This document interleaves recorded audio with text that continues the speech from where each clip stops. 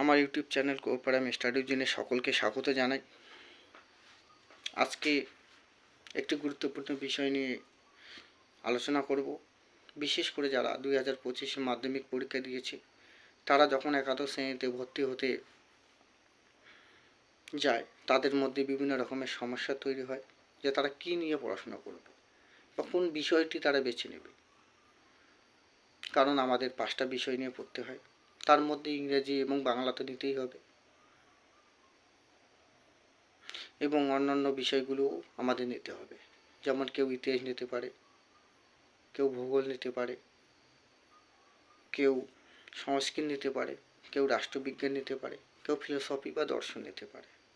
কিন্তু ছাত্রছাত্রীদের মধ্যে এই দর্শন বিষয়টি নিয়ে একটা ভয়ের পরিবেশ তৈরি হয়।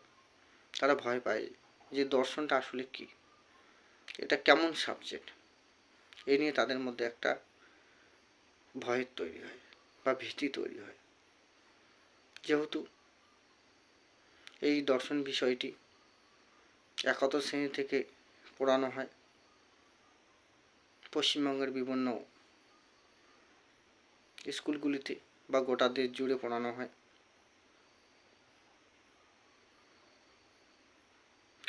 আর বাকি বিষয়গুলি যেমন ইতিহাস, বাংলা, ভূগোল,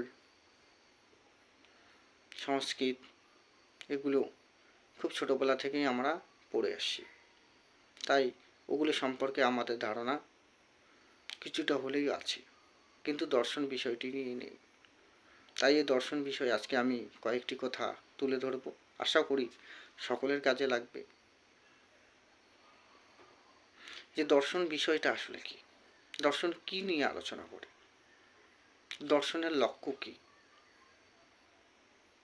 এ নিয়ে ছাত্রছাত্রীদের মধ্যে বিভিন্ন রকমের প্রশ্ন তৈরি হয় বা বিভিন্ন রকমের প্রশ্নগুলি তাদের মনে আসে। আমরা জানি আজ থেকে প্রায় যুগ যুগ বছর আগ থেকেই, ভারতীয়দের মতে প্রায় 3000 বছর পূর্ব থেকে, বা কোনো কোনো বইয়ে আছে 2000 বছর পূর্ব থেকেই ভারতে দর্শন চর্চা হয়ে আসছে বা দর্শন বিষয়টি নিয়ে আলোচনা করা হয়েছে। পাশ্চাত্য দর্শনেও বা পাশ্চাত্য দেশগুলিতেও যুগ যুগ ধরে এই ফিলোসফি বা দর্শন নিয়ে আলোচনা করে আসছে। কিন্তু তারপরেও এই দর্শন বিষয়টির কোনো নির্দিষ্ট বিষয়বস্তু বা নির্দিষ্ট কোনো সংজ্ঞা তারা দিতে পারেনি।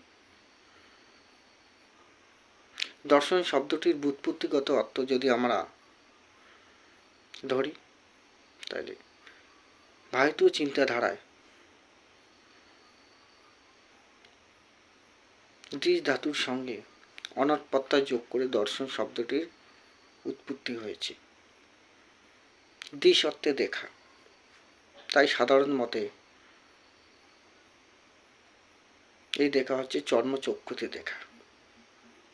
কিন্তু ভারতীয় দার্শনিকরা, মুনি ঋষিরা এই সাধারণ অর্থে দর্শন শব্দটাকে ব্যবহার করেননি বা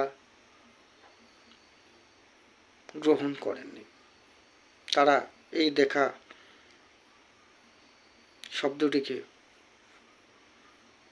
ব্যাপক অর্থে গ্রহণ করেছে।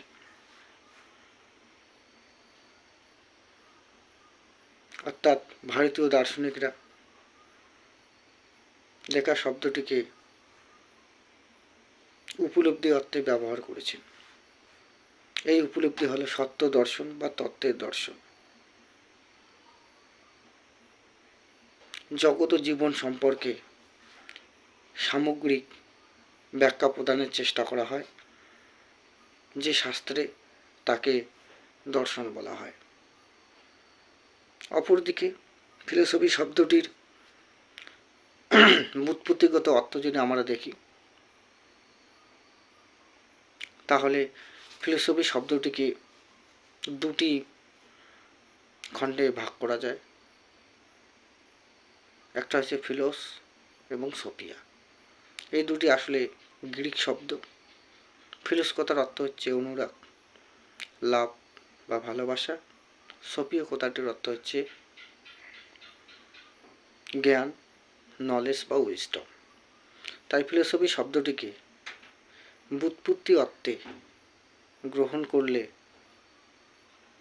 বলা যায় বা বলা যেতে পারে ফিলোসফি শব্দটির অর্থ হলো জ্ঞানের প্রতি অনুরাগ।